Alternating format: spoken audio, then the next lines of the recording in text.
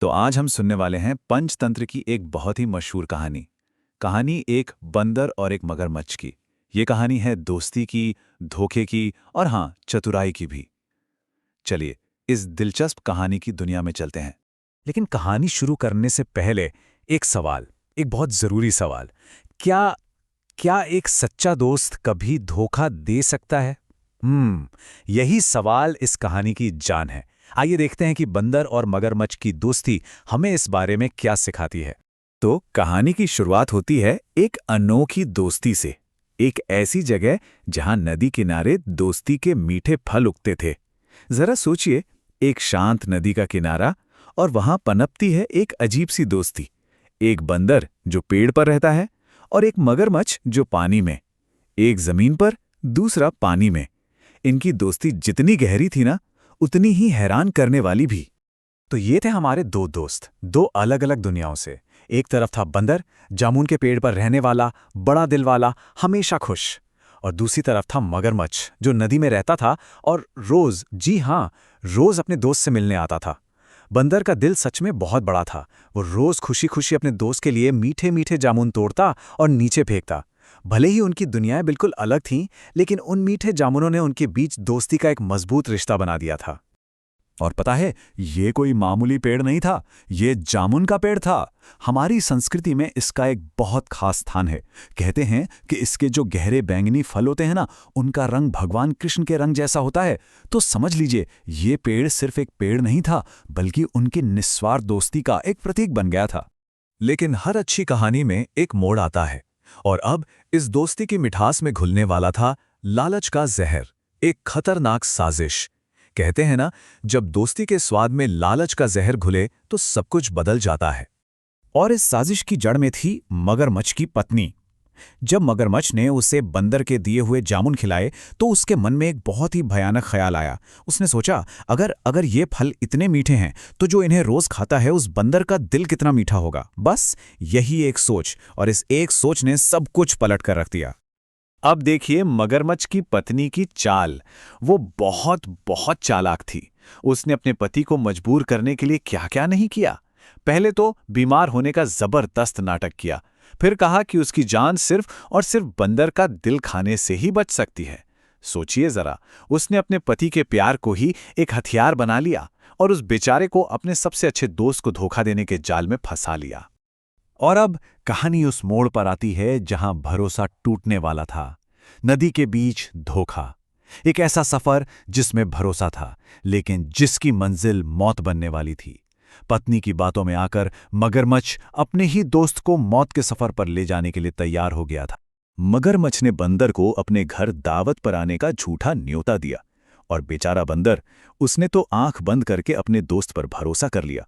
उसकी पीठ पर बैठ गया, ये सोचते हुए कि वाह, आज दोस्ती का एक और मजेदार दिन है। उसे क्या पता था कि उसका दोस्त ही उसे धोखे के गहरे पानी में ले जा रहा है। और फिर ठीक नदी के बीच में, जहां से बचना नामुमकिन था, मगरमच्छ ने आखिरकार सच उगल दिया। उसने कहा, दोस्त, माफ करना, मेरी पत्नी बीमार है और उसे ठीक होने के लिए तुम्हारा दिल चाहिए। एक पल के लिए सोचिए उस बंदर की हालत। जिस दोस्त की पीठ उसे दुनिया की सबसे महफूज जगह लगती थी, वही अब उसके लिए मौत का फंदा बन चुकी थी। एक झटके में दोस्ती, भरोसा, सब कुछ टूटकर बिखर गया। चारों तरफ पानी और नीचे मौत। लेकिन कहानी यहीं खत्म नहीं होती। बंदर ने हार नहीं मानी। यहां से शुरू होता है बंदर की चतुराई का खेल। और यह साबित हो गया कि जब दिमाग ताकत से ज्यादा काम आए, तो कुछ भी हो सकता है। तो उस खतरनाक पल में बंदर ने क्या किया? उसने घबराहट में कोई गड़बड़ नहीं की। 3 कदम उठाए। नंबर 1, वो शांत रहा, बिल्कुल पैनिक नहीं हुआ। नंबर 2, उसने तेजी से सोचा और एक झूठी कहानी गढ़ ली। और नंबर 3, अपनी चतुराई से उस मूर्ख मगरमच्छ को अपनी कहानी पर यकीन भी दिला दिया। और उसकी शानदार चाल थी क्या? सुनिए, उसने बड़े आराम से मगरमच्छ से कहा, अरे दोस्त, ये बात पहले बताते। हम बंदर तो अपना दिल पेड़ पर ही संभाल कर रखते हैं। चलो जल्दी वापस किनारे पर, मैं अभी अपना दिल लेकर आता हूं। और यकीन मानिए, लालच में अंधा वो मूर्ख दोस्त उसकी इस बेतुकी बात पर यकीन कर बैठा। उसने 1 सेकंड के लिए भी नहीं सोचा कि भला कोई अपना दिल शरीर से बाहर कैसे रख सकता है। बस फौरन यू टर्न लिया और बंदर को वापस किनारे की ओर ले जाने लगा। तो अब आते हैं कहानी के सबसे जरूरी हिस्से पर, इसकी बड़ी सीख। क्योंकि ये कहानी सिर्फ एक बंदर की जान बचने की नहीं है, ये हमें दोस्ती, भरोसे और बुद्धि के बारे में बहुत कुछ सिखाती है। जैसे ही किनारा आया, बंदर ने एक पल भी नहीं गंवाया। फुर्ती से उसकी पीठ से कूदा और सीधा पेड़ की सबसे ऊंची डाली पर, और वहां से चिल्लाया, अरे मूर्ख, क्या कभी किसी को अपना दिल शरीर से बाहर रखते देखा है? जाओ, तुम्हारी धोखेबाजी के कारण आज से हमारी दोस्ती खत्म। तो इस पूरी कहानी से हमें क्या सीखने को मिलता है? पहली बात, मुश्किल वक्त में घबराओ नहीं, दिमाग से काम लो। दूसरी, दोस्त बहुत सोच समझ कर चुनो। तीसरी और सबसे जरूरी बात, बुद्धि हमेशा शारीरिक शक्ति से बड़ी होती है। और हां, लालच और धोखे का अंजाम हमेशा बुरा ही होता है, हमेशा। ये कहानी सदियों पुरानी जरूर है, लेकिन इसका संदेश आज भी उतना ही सच्चा है। ये हमें सिखाती है कि संकट के समय में हमारा दिमाग ही हमारा सबसे बड़ा हथियार है। तो अब ये सवाल आपके लिए है कि इस कहानी से सबसे जरूरी बात क्या सीखी गई? इस वीडियो में हम पंचतंत्र की कहानी बंदर और मगरमच्छ का वैज्ञानिक विश्लेषण करेंगे, जिसमें मानव मनोविज्ञान, रणनीतिक धोखे और निर्णय लेने की कला छिपी है। जानवरों की कहानियों ने हमें आधुनिक विज्ञान से बहुत पहले ही मनोविज्ञान सिखाया था। लोक कथाएं बिना भारी शब्दावली के सीधे हमारे अवचेतन से बात करती हैं, जिससे हमें मानव व्यवहार और मूलभूत प्रवृत्तियों को समझने में मदद मिलती है। कहानी सहयोग से शुरू होती है। जमीन पर रहने वाला बंदर, जो संसाधन संपन्न और चतुर है, अपने जामुन पानी के निवासी शक्तिशाली लेकिन भूखे मगरमच्छ के साथ साझा करता है। ये परस्पर लाभ के लिए 2 अलग अलग प्रजातियों के बीच सहयोग का एक उत्कृष्ट उदाहरण है। हालांकि मगरमच्छ की पत्नी के लालच के कारण मगरमच्छ एक नैतिक संघर्ष में फंस जाता है। दोस्ती और वफादारी के मुकाबले पत्नी का दबाव और घरेलू शांति भारी पड़ते हैं। वो दोस्ती का मूल्य जानता है, लेकिन अंततः दबाव के सामने झुक जाता है, जिसे संज्ञानात्मक विसंगति के रूप में समझा जा सकता है। मगरमच्छ बंदर को एक दावत के बहाने अपनी पीठ पर बिठाकर नदी के बीच में ले जाता है, जहां शक्ति का संतुलन बदल जाता है और बंदर भेद्यता के क्षेत्र में प्रवेश करता है। ये वो महत्वपूर्ण क्षण है जब मगरमच्छ अपनी असली योजना का खुलासा करता है। मौत का डर एक संकट ट्रिगर करता है। बंदर घबराहट सिस्टम 1 के बजाय तार्किक सोच सिस्टम 2 का उपयोग करता है। वो शांत रहता है, मगरमच्छ की मूर्खता का आकलन करता है और एक समस्या समाधान रणनीति विकसित करता है, जो उसकी मानसिक चपलता को दर्शाता है। बंदर बाहरी दिल की चाल का उपयोग करके रणनीतिक धोखा देता है। ये दावा करता है कि उसने अपना दिल जामुन के पेड़ पर छोड़ दिया है। ये उसकी सफलता की रणनीति थी। वो मगरमच्छ के लक्ष्य का विरोध नहीं करता, बल्कि उसके स्थान को बदल देता है, जिससे मगरमच्छ के लालच और अति आत्मविश्वास का फायदा उठाता है। मगरमच्छ की मूर्खता का गणित स्पष्ट है।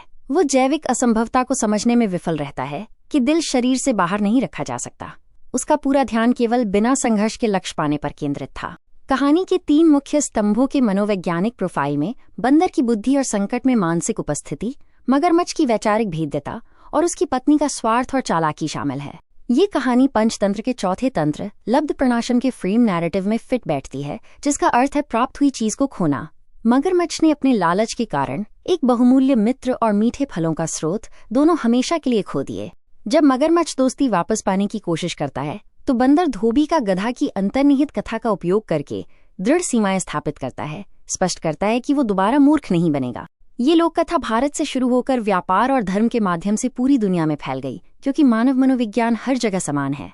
ये अफ्रीका और जापान जैसे क्षेत्रों में भी पहुंची। भूगोल के अनुसार कहानी में बदलाव देखने को मिलते हैं। भारत में पात्र बंदर और मगरमच्छ हैं, लेकिन जापान में बंदर और जेलीफिश, कछुआ और अफ्रीका में बंदर और शार्क हैं। लक्ष्य भी दिल से बदलकर लीवर या सुल्तान के लिए दिल हो जाता है। अफ्रीकी संस्करण में धोखे की कीमत मगरमच्छ को चुकानी पड़ती है। बंदर एक सख्त जंगली फल को दिल की जगह फेंक देता है, जिससे मगरमच्छ के सारे दांत टूट जाते हैं। ये धोखे और टूटे विश्वास का स्थायी शारीरिक प्रमाण बन जाता है। इस कहानी से 3 बड़े सबक मिलते हैं। सोच समझकर भरोसा करें और भेद्यता से बचें। अपने रहस्य सुरक्षित रखें, क्योंकि अति आत्मविश्वास घातक है। और संकट में शांत रहें। सिस्टम 2 सोच का उपयोग करें, क्योंकि बुद्धि हमेशा शारीरिक बल पर भारी पड़ती है। बंदर और मगरमच्छ की कहानी भौतिक बल पर बौद्धिक बल की विजय को दर्शाती है। ये हमें सिखाती है कि हमारी सबसे बड़ी शक्ति हमारी शारीरिक क्षमता नहीं, बल्कि कठिन परिस्थितियों में शांत रहने और सोचने की क्षमता है।